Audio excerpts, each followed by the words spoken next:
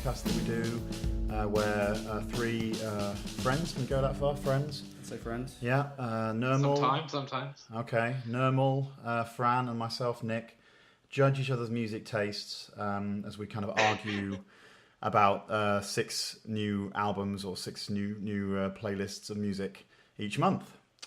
This is going to be our first themed playlist, so we actually decided to do a theme around festivals this time around.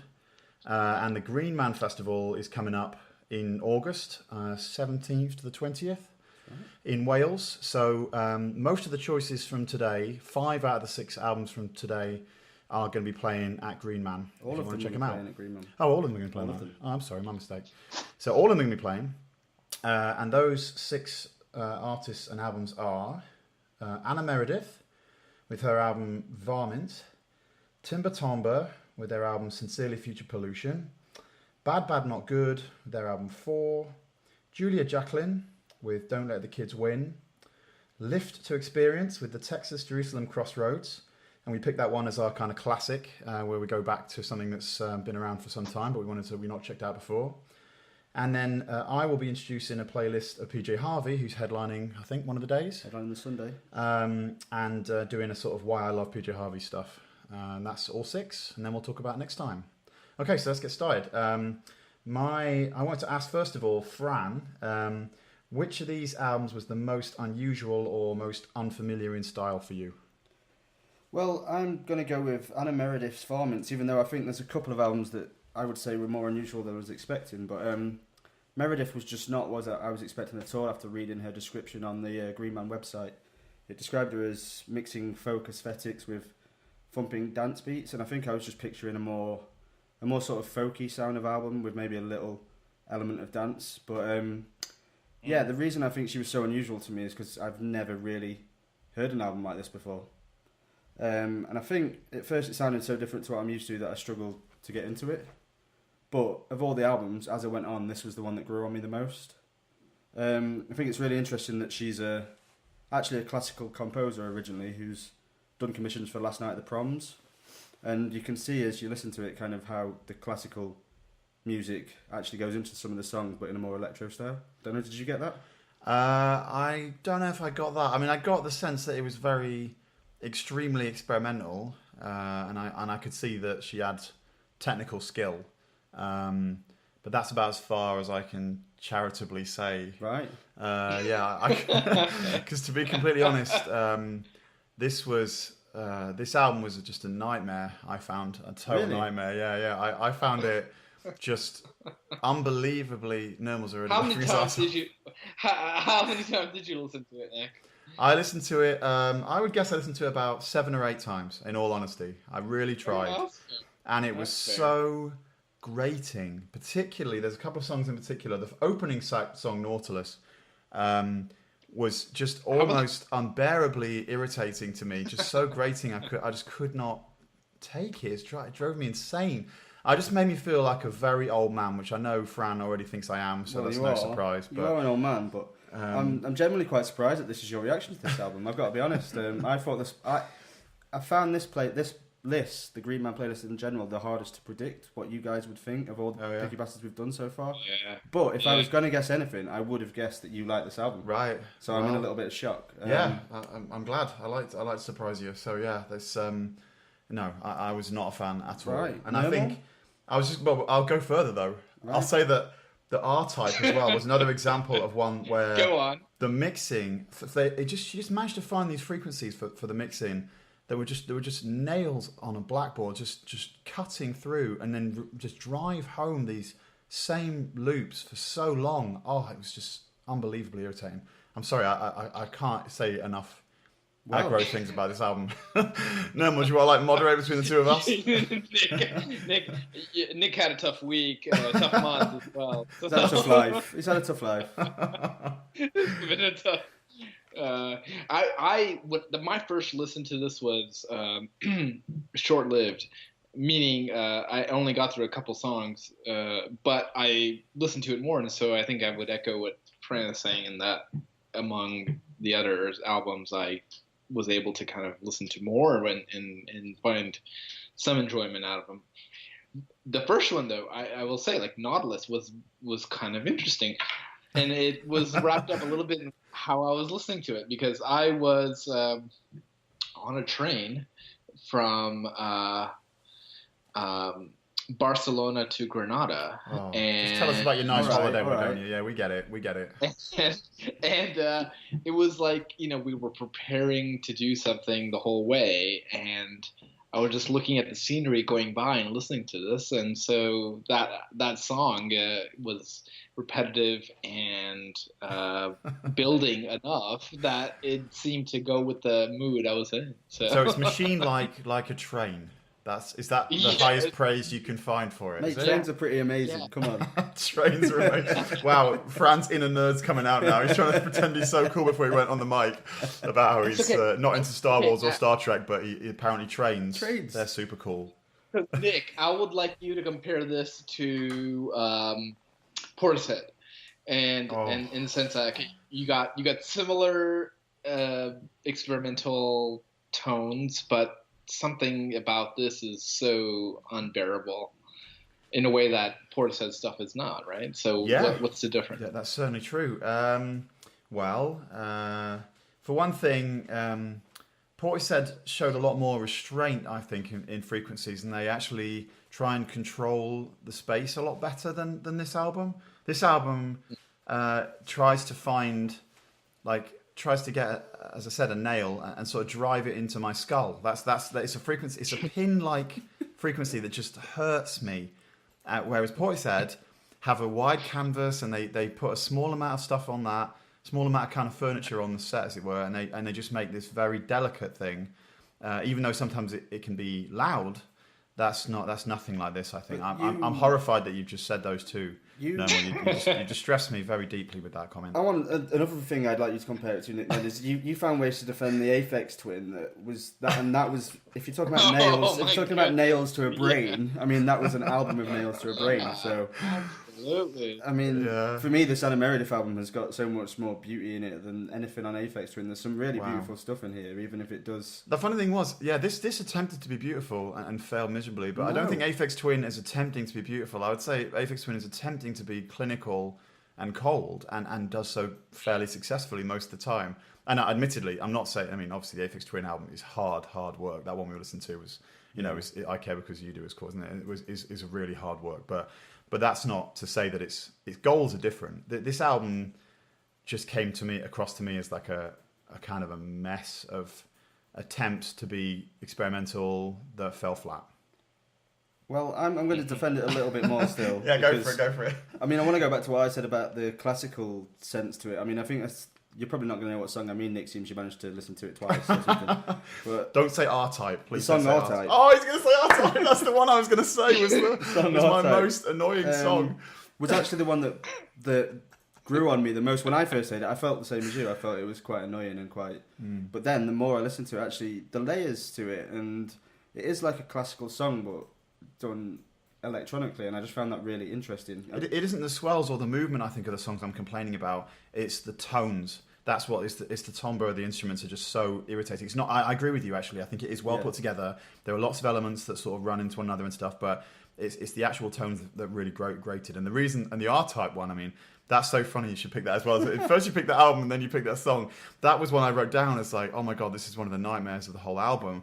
And what's funny about it as well is, the only thing I remember thinking about it was, the R-Type. Now, you won't know this because you're too young, but R-Type was a computer game that I used to play when I was about 12 that I was really into. And I thought, R-Type, there's a trip down memory lane. I'll put that on. And I was disappointed to hear that it came out with this track. I'm sorry, it wasn't as good as your computer game. Yeah, exactly. The music on my computer game, which maybe this is based on, I can't honestly remember. I'm assuming that the music on this computer game from the 8-bit era was probably better than that song. Well, I'm feeling ashamed of you right now, Nicholas. So, should we keep going? That's what I want to name. I don't know if Nirmal wants to name any songs that he particularly... Yeah. I mean, I'm going to name Something Helpful and Dowager as two of the songs that I was really into, and generally found it quite a beautiful album. And Nirmal, any in particular? Well, Dowager stuck out to me as one that was kind of annoying, actually. Really? But it was because I was thinking that there's a I like the instrumental ones were actually more interesting to me, and I was listening to and getting into. And then the repetitive line of "Here comes the Dowager," I think it was. I was just like, this is really annoying. I just found it really off-putting after a while. But the ones that were purely instrumental were actually, I don't know, reasonable to me.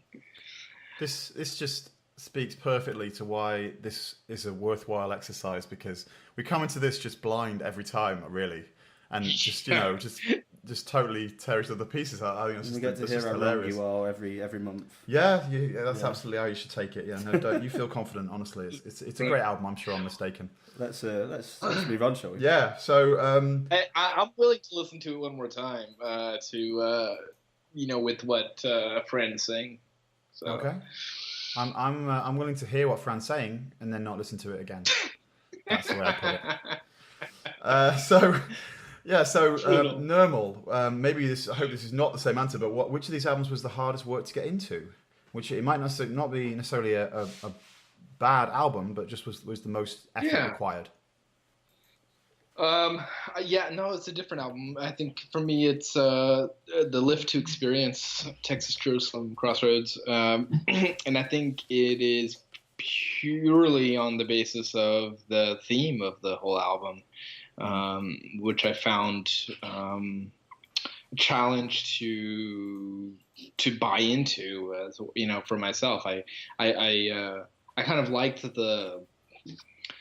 the talkiness of it. I liked the genre, kind of like rock, but some country and some folk, which I liked. But I had a hard time with the narrative being told about, some religious change, very specific to, Christianity.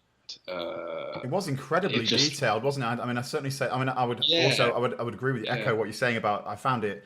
I had to push myself quite hard to get past all that stuff to listen to the actual music in it, and I did find that quite hard work. But yeah, it was so detailed. It was unbelievable. Where it was going into these various passages. I think I remember reading that they were, at least one of them was related to a pastor in Texas. Josh T. Pearson, the singer, was in a cult actually, and I think a lot of this is based on the cult's beliefs. Okay. Do your research, Nirmal and Nick. Come on. It's exactly. It's interesting what you've both said, because the first thing I wrote down is it possible to enjoy an album when the lyrics are something you just can't get on board with at all? And that was my big question with this album, because it's musically, it's interesting. It's they're all obviously very talented, but I just couldn't get past the lyrics a lot of the time. I wrote down an example actually from The Ground So Soft, where the stanza was, "Death, where is thy sting? Grave, where is thy victory? For my Saviour will come and rescue me and redeem his treasure at the bottom of the sea. And when that light breaks through the clouds, we're all going to sing and we're all going to shout. When the deaf shall rise from their resting place and sing the chorus to Amazing Grace." And it sounds like church services when I was a kid at the Church of England school, and just struggled. Yeah. No, I totally agree. It's hard work, but I think actually it's a musically very beautiful album. I feel like it was very kind of orchestral and dynamics and stuff. It was, it had some orchestral stuff, but mostly it was just a guitar band produced very, very well in a very.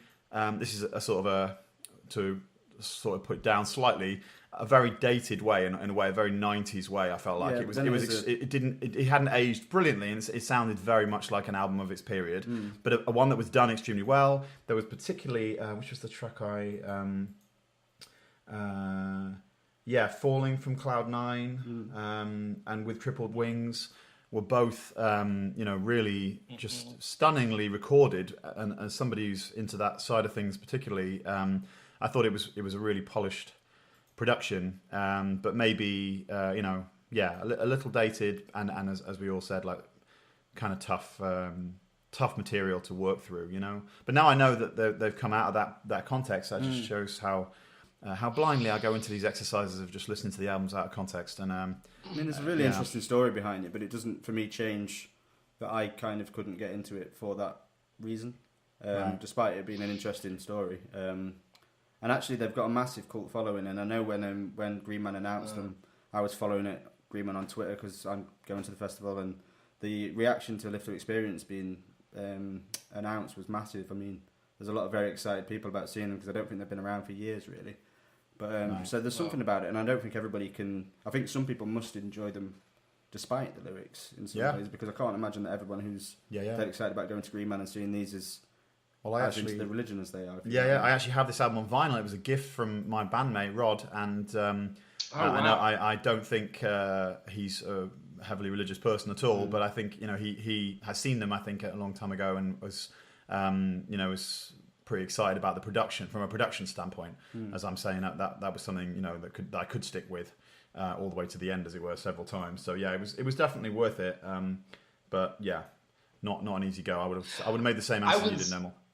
Yeah, same. I was gonna get us to compare this in terms of the treatment of the themes with some of the tracks in the PJ Harvey playlist when we get to it. Okay. We're gonna go with that last, aren't we? And my bit on PJ Harvey, I guess. Yeah. Yeah. But we should definitely bring that in again. That's a good idea. Yeah. Just because of the religious pieces and the faith and doubt and kind of come back so much in her work that I think in the Lifted Experience, I was wondering if there was any hints of irony, if it wasn't dealt with in a kind of I don't know, a somber way, particularly. Was it dealt with in a very ironic way? But there was none of that. There was none of that either. So I remember thinking that a couple of times. Though I remember thinking, is this ironic? Are they because they've left the cult? Because they've moved? Is this? Yeah. But then too often I thought, no, actually, this is really what they are thinking. That there's a couple of times where I thought it was ironic. It might have been an amazingly effective sort of pastiche of that culture, or that cult, I should say. But yeah. But I don't know if it was or not. And I was also I won't say troubled, but I did wonder that for a while, and I don't know what you can do with that, because if were you told this was all just some kind of parody, would you find it suddenly a whole lot more accessible? I don't know. It's still you'd have to be told that, but you'd have to be told that. I mean, that's what I mean. I know. If it's not evident to you in listening to it, then maybe that's still not quite what you're looking for. So let's move on. We can go through any of the others now, just kind of in any particular order. We'll leave PJ Harvey, as I said, to the end. But what did you think? Nirmal, why don't you kick off about Bad Bad Not Good? Yeah. When we started this, my brother actually noted it. He called me and he says, "Hey, I saw you put Bad Bad Not Good on there." And I go, "Oh, do you know them?" And he had seen them in concert and thought that they were really great live and stuff. So I was pretty excited about listening to it. I actually, I like jazz quite a bit. I love jazz, but this is sort of a clash of expectations, because I was listening to the playlist and I don't expect jazz often to be in it, or a mix of jazz and other things, and it was, and I think it took me a bit to kind of adjust to that. But after I did, I found it to be a lot of fun to listen to, especially I'll say as I was working out. There's a kind of similarity to the rhythms and the beats, even though it is jazz. I found it actually pretty enjoyable to listen to. I don't know if I'd go back to it, but it was let's just say a scale of 1 to 5 would be a 3 for me. So not like no kind of profound moving experience, but quite digestible. Right. Yeah. Okay. Well, Fran, what do you think? Probably very good live. So. Yeah. I'm looking forward to seeing these live. This was the album I was most surprised by, mainly because if you'd have asked me a month ago what I thought of jazz, I would have told you that I hated it. And now I think maybe I don't hate it as much as I thought I did, because I actually found myself getting really into this album. Unsurprisingly, probably compared to what some of the albums we talked about in the past, when I struggle with instrumental albums a little bit. My favourite songs were often the ones with vocals. I agree with that. But I found myself finding the song Lavender, one of the instrumental songs, I got really into that. And I do think I think it's a very, very strong album. I think it's, and I do think I will go back to it. But it also had probably my favourite song off this whole, after 5 albums on this playlist, in Time Moves Slow, which I just thought was absolutely beautiful. It reminded me a little bit of sort of Massive Attack. The guy, I didn't realise until later that it's the guy out of a band called Future Islands singing on it. For me, it felt like some kind of old school soul singer, right. And it turns out it's not. It's a singer from a band I don't like that much. But yeah, I thought that was a really beautiful song. And yeah, I was really impressed with this album. It's changed my mind about jazz a little bit. I might try it a bit more. Right. I kind of, I suppose I sit a little bit between the two of you on it. I'm not a big jazz fan at all, and I thought it was generally interesting though and engaging. But I think in a way, when you say 3 out of 5, Nirmal, that kind of speaks to my biggest problem with the album, which was it was quite digestible a lot of the time, but almost a little bit too smooth, to be. I needed it to be slightly more jarring. Not jarring, not Anna Merideth jarring, but just something a little bit more cutting than so what happened. So you want something in between cases. Anna Merideth jarring and BadBadNotGood jarring. That's your level of music. Yeah, there we go. Right. We found it. You worked it out. Thank you. I'm not sure what that means, if I'm perfectly honest. But I did like. I will say I did like the variety of the genres in it, like the moves across it. So that Lavender track that you referred to right before, though, there was the one with Colin Stetson, Confessions Part 2. And I thought those two together were a really interesting sort of directional change across the album. From something from sort of sunny to darker or to more slightly more sinister overtone or whatever. So I thought that kind of stuff, those kind of movements were interesting and really good. And it's not my thing particularly, but I can see why it works for people. I just guess I would have preferred something that was a little harder edged. What were you going to say, Nirmal? I feel like I cut you off earlier. Yeah. No. That's fine. I am so drawn. This entire playlist made me reminded of how intensely I connect to music through their lyrics, and when there aren't that many or very few, or they don't mean as much as as I'd like them to, they become less important to me emotionally. So. Yep. Absolutely. And that's probably because I'm not a musician as well. That probably is part of it. Yeah, and I think I would normally agree with that. And I think when we've had instrumental albums before, that has been my issue. But I think actually the two largely instrumental albums on this playlist I connected to more than I have previously, because I just think because they were broken up with a few songs that weren't instrumental, and that meant that I wasn't always waiting for lyrics, if you know what I mean. But it was, I'd say the BadBadNotGood I preferred to the Anna Merideth, even though I did like them both. Because it was less challenging. But yeah, I thought it was a good album. Yeah. Again, I think that's fine. I don't disagree with that. I just think it didn't wow me. Basically, overall, I would say it kind of drifted past me quite like smooth jazz. No. So there's two Which left. It is not. It is definitely not. No, it's not. That's unfair. I apologise for that statement.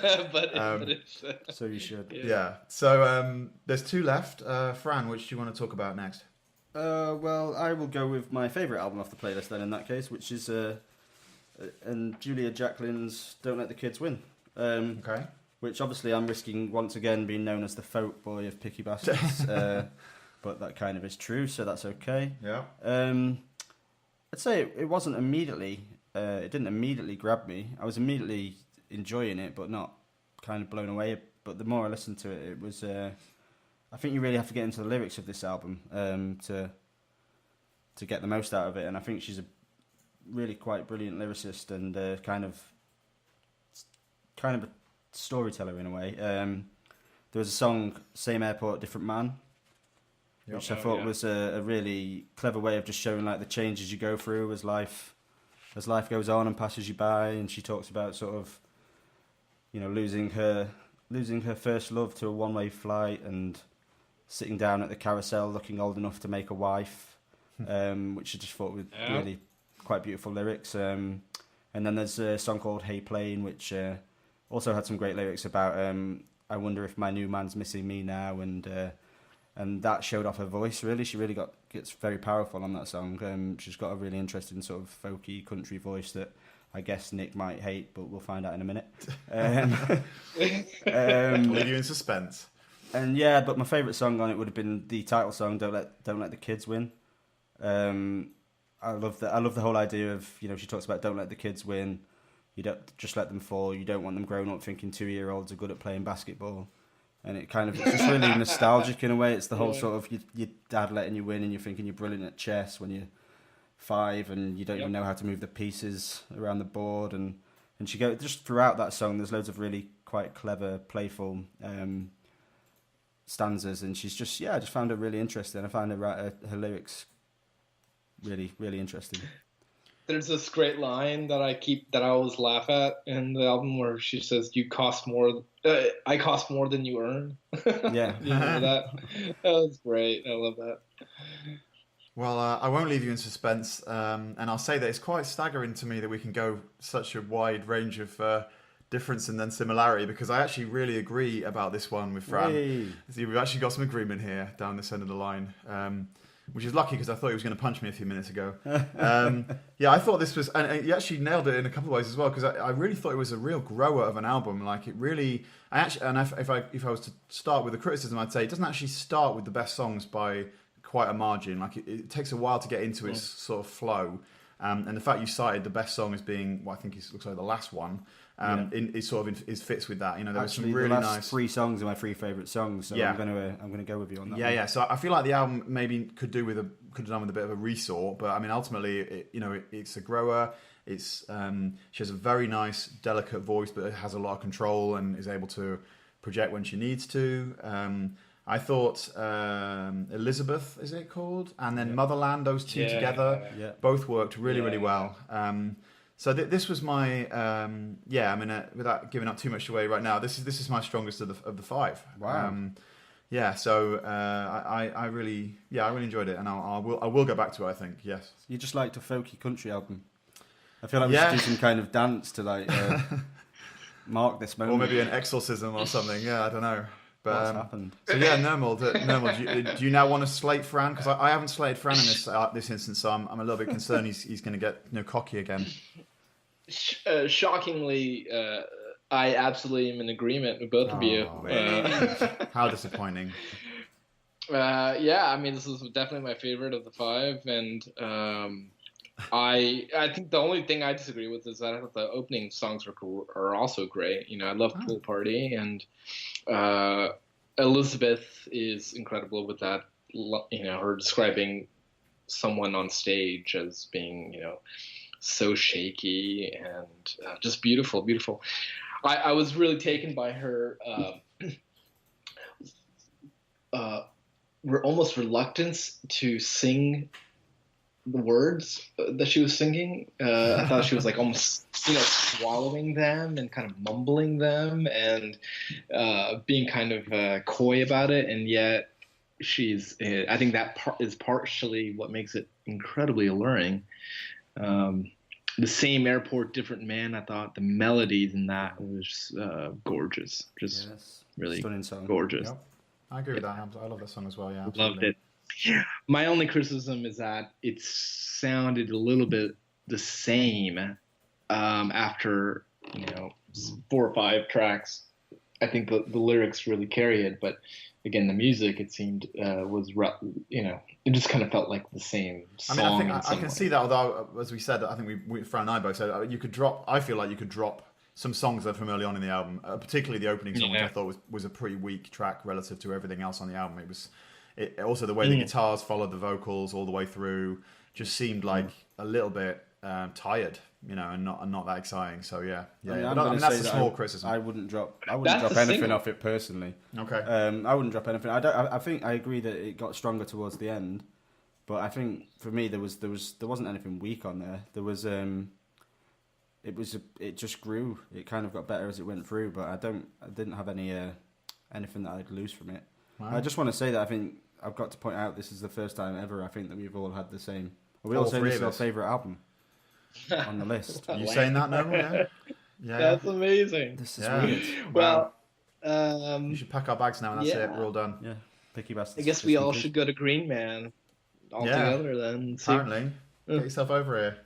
She's on at 4 o'clock on Sunday. I'll see you there if you want. Yeah. Ugh. So we haven't no I know finish because she's Australian, right? She's Australian. I think she's from New Zealand. Interesting. I thought it was New Zealand. Australia as well. But Australia, maybe I've got it wrong. Yeah, maybe I've got it wrong. So yeah, we haven't talked about Timbre Tomba then. So Nirmal, you go for it. What do you think? All right. Yeah. I kind of mixed on this one. I like the opening track, the Gloves and Spit, and I like Western Questions. I thought, and typically I'm not, I'm typically drawn to this disaffected, low-voiced male singer. That's kind of my thing. I like that, but I think I got a little tired of it in this one, and didn't stop to connect after a while. But I'll say that it's one that I want to keep going back to for some reason that I can't quite pinpoint. The song "Grifting" made me really angry. Just like you say, grifting. I was just like, shut up. I really got angry. Are we talking about Anna Merideth or oh no, Timbre Tomba, my mistake. Yeah. Timbre Tomba. And so, but in general, I would say it's something that I'll probably go back to in the future. Yeah. It's funny, I'll jump in next and just say that just like you were saying your brother recommended Bad Bad Not Good to you, my brother has been really into Timbre Tomba for some years and was kind of a big fan, actually plays covers of their songs in his band. But I wasn't really familiar with him except for the one or two tracks I've heard him do. This album was a little bit less impressive than I was hoping for and less impressive than the ones I've heard before. It seemed kind of cold in it, but sort of. I don't mind cold in the sense of I don't mind sterile, but it wasn't like it was trying to be sterile. It just seemed to be a bit tired and a bit flat across the whole album. Now I know it's a very general remark, but nothing really thrilled me about it all the way through. So I wouldn't say I was blown away, to be honest. Come on, both of you. I mean, what is wrong with you both? I mean. This was disaffected. This was after Julia Jacklin. This was the next best of the albums for me. It was the most immediate of them as well. The second I heard Velvet Gloves and Spit, I knew I liked this album. I love that song. And I found his voice personally. I mean, he reminded me. You're gonna love this now after what you've just been saying, but there was a bit of sort of Nick Cave and Matt Berninger in there. It was right. There was something really interesting in his voice and a gorgeous I tone like the timbre of his voice. I think it was actually, to be fair, I think it wasn't his voice that was a problem. It was the synthesizers that were used all over the album versus his voice. It just didn't. There was a bit of a disconnect to me. It didn't seem. You've just got problems lush with enough. this So month. yeah, I have actually. Yeah, Okay, I mean, I can honestly say this overall this list was not the strongest we've done. I'll put it that way. So whereas for me it was except one for of the PJ Harvey, strongest. we'll get to we've it. done. Oh, is it? Yeah, for me it was one of the strongest. I remember Okay. it was one of the ones where, even though Live for Experience was a struggle for me, there was nothing on there that I disliked at all. Right. On the whole playlist, which usually there's at least one, and there's definitely 2, maybe 3 albums, and I won't say anything about the playlist just yet, the PJ Harvey, but there's at least 2, maybe 3 albums on this that I will continue to listen to on a regular basis, and Right. Timbre Tomba is definitely one of them. Right. I would probably go back again to a previous album because I think the bits I'd heard of that, I wouldn't dismiss them on the basis of this album, but this album in itself was not perfect. So the synth, Nick, I wasn't that either Terminator or Blade Runner or or even Drive, the Ryan Gosling movie. There was this really ominous dystopian LA kind of synthesizer music going on that's super connected to film. Of all the albums, this one and all the albums that I've listened to in a while, this one really seemed appropriate for a soundtrack. Okay. Yeah, I thought it was a really dystopian album as well. That's actually something I've written down and really quite oppressive, but for me in an enjoyable way. And I think that was most evident on the title track, which is Sincerely Future Pollution, which is just really sort of really dark and moody. And for me, just really interesting. And but yeah, and I just felt they got a real swagger about them as well. And I'm definitely going to go back and listen to some of their old albums. But I thought this album, the soundtrack thing makes sense to me. It did feel really sort of a bit dystopic. Is that a word? Dystopian? Yeah. And then with the front cover of the album as well, I think that sort of lends itself to that. And I think the title as well, Sincerely Future Pollution. I think there was probably an intention for that kind of feel to the album. Yeah. I mean, I feel like to me, it wasn't like the Anna Merideth that I really actively disliked it, but this was more a question of I wanted more from it than I got. Maybe I had higher expectations than that could be fulfilled by it, you know. You should remember to be always be taste in music was flawless, you know. So maybe you listen to your brother too much. So I feel like I will say though, there was the one track Moment I did really like that actually stayed with me through, and I went through that a few times more than the other songs on the album. And I thought, so this definitely wasn't. I'm not completely slating. I'm just saying, it didn't deliver everything I'd hoped for. No one said anything about the lyrics yet. I thought the lyrics were incredible as well. I thought really quite obscure but really interesting. I've got another stanza here, which I'll read out. It's from Velvet Gloves and Spit. The haunted hotel room, the 2-bit man-child. I could not simply fall asleep next to you every night. Our castle in the sand, built too high too soon. And under waving palms and waving palms and waving sails and waves goodbye. I thought that was quite beautiful. It is nice, yeah. It is nice, yeah. So you two are both wrong. But it's not. But I'm not saying it's either the vocal or the lyric that's the problem. Cool. It's the cold sort of tones that were set underneath them that are the problem for me in this. I'm quite thrown by it though in a way because I think it's very similar to a lot of stuff that you listen to in that way that it's got that style to it. We'd have to get into specifics. Well, I think the idea of it being cold and quite distant and stuff like that. I think that's Portishead.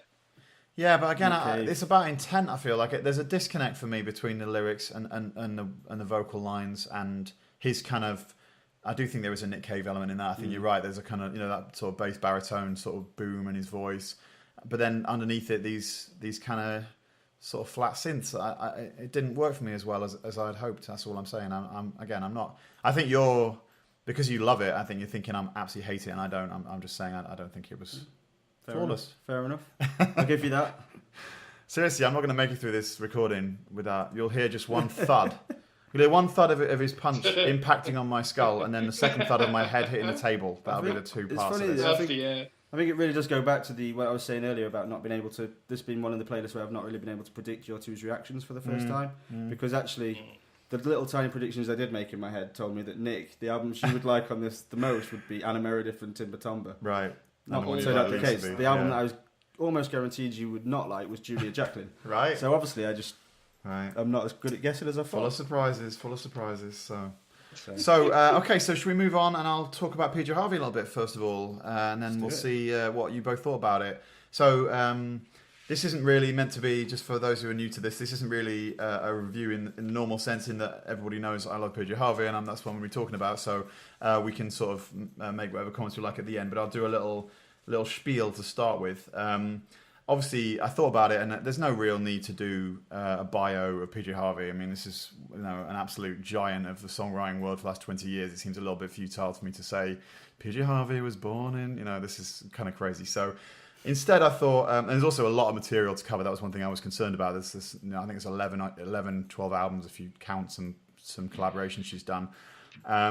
So I thought instead what I'd talk about was just a few of the characteristics of her music across the playlist that I put together. That I think maybe sum up what some of the best attributes she has as a songwriter. And I'll mention that the playlist, if anyone sees it on Spotify, is organised in order of production. So I'm hoping that indicates a few of the trends in development and stuff of her songwriting. So anyway, there are basically, I ended up with sort of 5 things that I think really sum up why PJ Harvey is so absolutely colossal a musical force for me. The first one, and some of them they're not in any order of priority themselves. The first one is that she has an amazing amount of space in the signal. She really writes songs, manages to write songs and record songs with a huge canvas and with a huge amount of space that doesn't feel like it's all, not all, that this isn't always the case, but in many cases doesn't feel like it's full and kind of overwhelmed with sound, but that she's placing little pieces of music, little elements of melody and harmony and stuff onto the tracks, and they all sit really well together, and it creates a very controlled sense across a lot of the songs. And again, this is not true of everyone, but through a lot of them, and I think increasingly as you get into the later stuff, this is the case. So there's a lot of songs where she refuses in this way to explode the song, to let it get to its fruition. There's a lot of tension builds in with this kind of control, but then she never releases it, so it doesn't kind of explode into kind of huge sound. It does occasionally, but there's some way. I think a good example was Teklo is off To Bring You My Love is a really good example of a song that just seems tense and never really lets go of that tension, and I thought that's something that you can do if you have enough space and enough control over what you're doing, enough will to hold on to that control, and not just sort of get into overexcited and kind of blow it up. So another thing she does a lot of the time, that's one thing. Another thing she does a lot of the time is drive the melodies of the songs off bass parts, or low frequency sounds like synthesizers and stuff like that, and sub bass and stuff. And that really is amazing in terms of the space thing, but also just generally because it allows a voice to always sound really clear and crisp through the recordings and have the melodies sit far below her voice. So she can sound, it can sound very intimate, even if the songs are loud, because a lot of the songs are actually driven off a lot of sort of distortion, but the distortion is not near where she's singing from a frequency sort of point of view. So that's another thing that I think she does really, really well. The third thing is she's really, really obsessed with tonal things over just melody. So she has some incredible melodic structures, but she's she's obsessed, I would say, with getting the tonal elements of things right. So, and that's all the way through to on something like White Chalk, the kind of piano she plays, or the kind of obscure other instrumentation she uses for some of the later albums. And then also the tones of the distortion. In the case of synths, nothing is left to chance. She's really in control of the whole thing, and she runs it in a very she runs a sort of a tight ship about it. She just makes sure that all those tones are choices she's made. She hasn't just stumbled into them or rushed through them. So a great example would be the synth tone on Down by the Water, which is the melody is actually really, really simple in that song. But that's really a tonally driven song. It's actually about the mood that's created by the tone. The fourth one is The Darkness. This is maybe the most obvious one, but you can't really ignore it, which is in both themes and in tone. She's really kind of obsessed with writing songs which mostly imply, rather than just state, a lot of aggression or violence or loss or pain. And I did actually, there's great examples in the lyrics. I did actually take a couple of quick examples. One is from In the Dark Places, which I think I put on this playlist, from Let England Shake. Yeah, so the opening four lines are: we got up early, washed our faces, walked the fields, put up crosses, which I thought was a brilliant way of turning around an originally kind of simple and small-scale narrative into something with a lot of connotation, And then there's also one at the end of the song White Chalk, which the actual song from that album, which I don't think I put on this playlist, which ends with white chalk, gore scattered land, scratch my palms, there's blood on my hands, which could just be the scratching, or it could be something deeply metaphorical in that. I thought that worked really well as well. So that's the couple of quick. There's many more examples like that. But The Darkness is something that really is deep inside everything she does. But the greatest thing overall, the greatest skill overall she has, the last of the five things I would say, is she reinvents herself like almost nobody else I know, and I'm sure there are a few people out there who've done as much, but not many, who've gone from albums like things like Dry and Rid of Me, the first couple of albums, to White Chalk. I saw her in an interview on KCRW a few weeks ago, an old interview, where she said the hardest thing she was challenged with when she wrote White Chalk was not to sound like her. And that was what she really was fighting to do, and I think that's something she's really particularly accelerated towards doing in the last 3 or 4 albums with White Chalk, Let England Shake, and now this new one, the Hope 6 Demolition Project. So she's that's really to her credit. I mean, she's in the new one, she's actually playing saxophone on the new one, which is, as far as I know, a new instrument. So she's never used it in the past, as far as I know. So it's just, yeah, she's just got an incredible scope and range, and that's just something that's really to her credit, you know. So that's all I want to say about it. Really, I've witted on enough. I think I just wanted to. I suppose I'd just kick it off by saying, which of these albums was the strongest? Did you think for you? And then you can talk about any aspect of it you want really. But which of the 6 or 7 albums I included in this playlist was the strongest? What do you think, Fran? Okay, well, if I tell you that I ordered To Bring You My Love on vinyl over this month, then that might give you an indication. Nice. I was going to start off my reaction to PJ Harvey by saying, I think she's shit, Nick. He's so bitter about it. Anna Merideth. Oh my god! After the story and you the just gave us, I don't think Yeah, it's the XX as well. He's still holding the XX under his belt. Yeah. Yeah, I didn't think that I could do that after the introduction you just gave us to us. So I won't lie. Thank you. For me, Teklo was my favourite song. Okay. On the playlist, and it was interesting hearing you talk about it. Then the way it builds but never quite breaks. If you know what I mean. And that was what I loved about it. And then two of my other favourite songs, I mean there's quite a few I loved on here, but were Meet the Monster and Down by the Water, which happened to all be on the same album. So I ordered it. I've been listening to it quite a lot. Weirdly enough, when you came round to my house to pick me up last week, it was on my wall in one of the picture frames on my wall, and I was thinking, shit, I hope Nick doesn't see this, because he's going to know what I think about PJ Harvey. But you didn't. Keep it under wraps. I found it interesting that for me, I think I'd previously gotten PJ Harvey a little bit wrong. I always thought I liked her, but Let England Shake was the album I kind of knew the best before.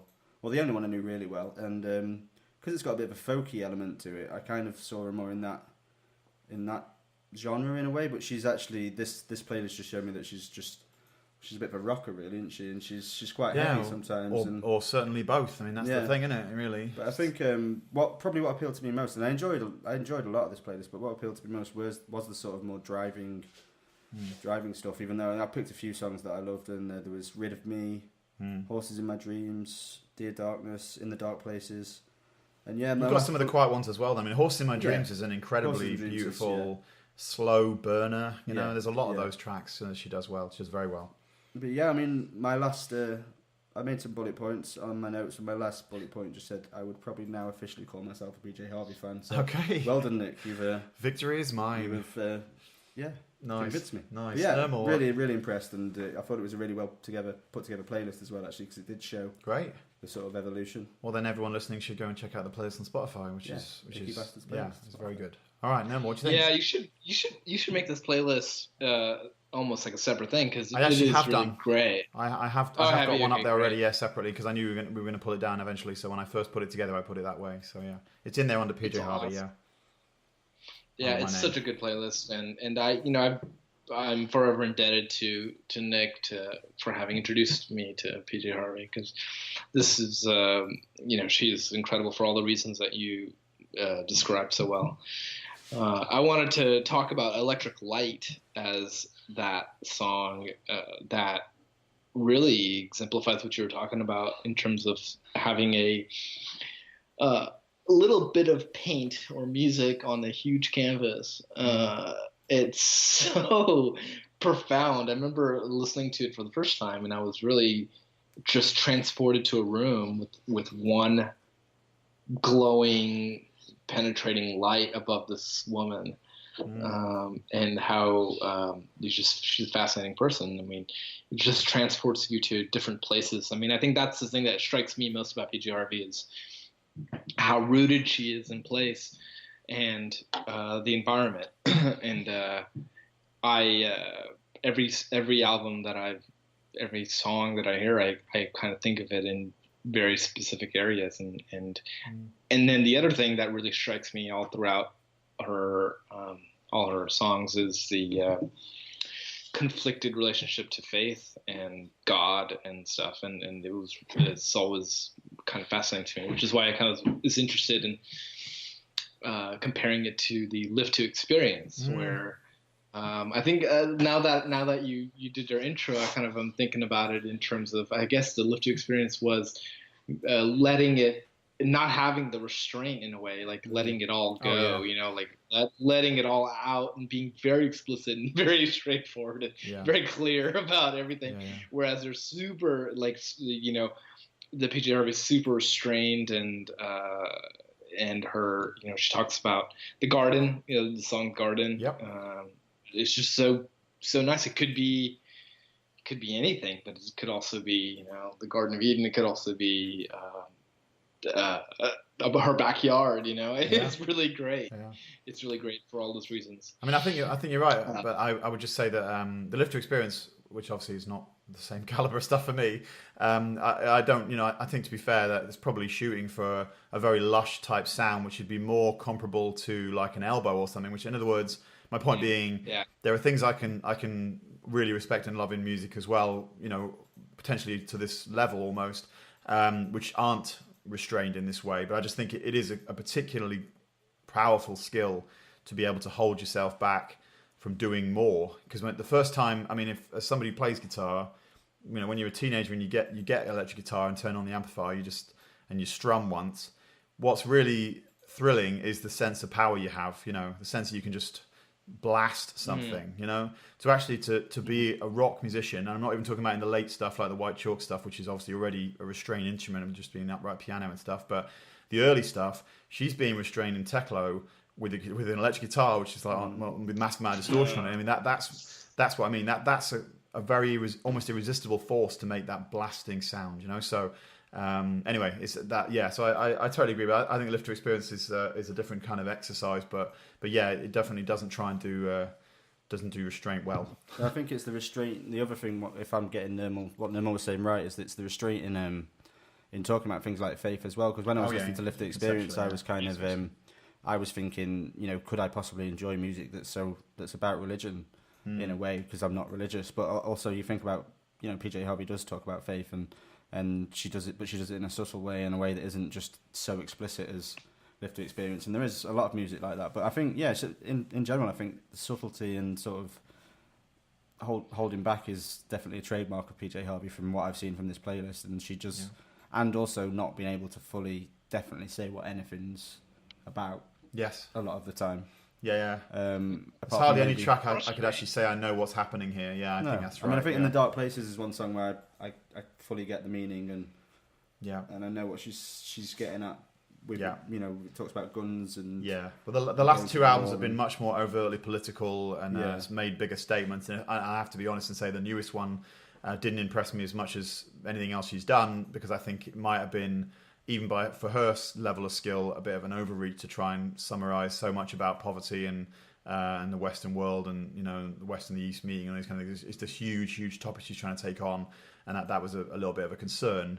I don't hate this album, but I just think it's not quite as strong. But certainly these last two albums have been very, very political albums, and she's taken on a new direction again, which is to her credit. I mean, she's more than 10 albums in, and she's still trying to do something conceptually and musically so new. I mean, that's remarkable.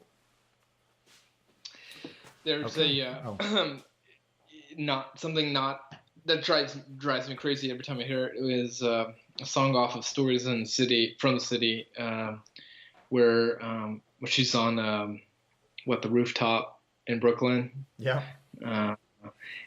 And it ends with saying, you said something, it was very important.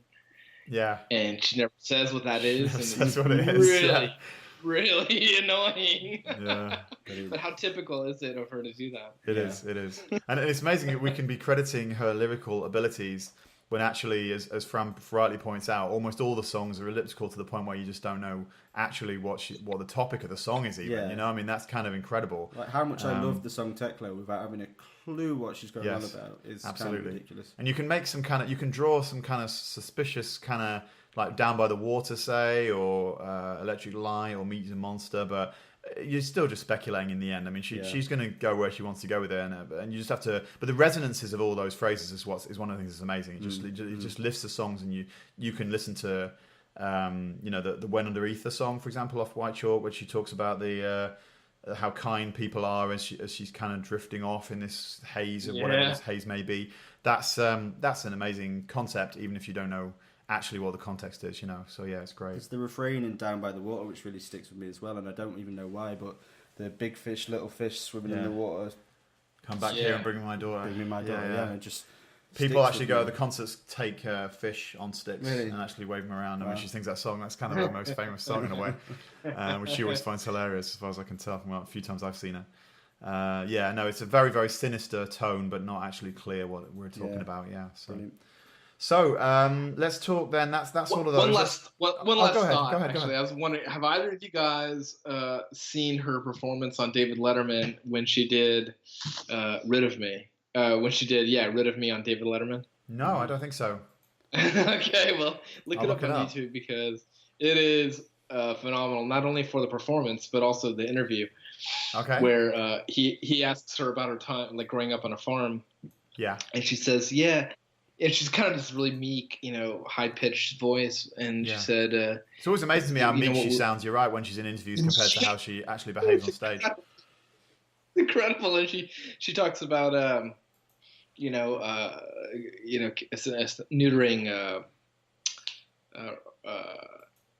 bulls by tying rope around their balls and waiting for them to fall off. It's really... amazing. It's just amazing, and the way she describes it leaves David Letterman kind of aghast. Like, my God. Wow. Yeah. Nice. I'll look it up. Absolutely. Yeah. Wow. So we are running out of time. So let's jump to what we're going to do next time. So it won't be a theme one. In a couple of cycles, I think we're going to go back to doing something to do with the festival again. But for this one coming up, we'll just do a kind of normal list where we'll pick our albums. So I'll go first. I'm going to pick Sylvan Esso's What Now and Perfume Genius No Shape. Fran? I'll be picking the classic album and the Why I Love a Certain Artist next time, and the classic will be Mad Villainy by Mad Villain, which is a hip-hop album from 2004, and I'll be telling you why I love The National. Nice. I've got Sandy, Alex G, Rocket, and Thundercats Drunk. Okay. And as usual, with the exception of the Why I Love playlist, we don't actually know these albums when we pick them. We just heard about them, so they're all kind of new to all of us. So we'll share in that in a month. Okay, thanks very much. I will see you next time. All right, bye.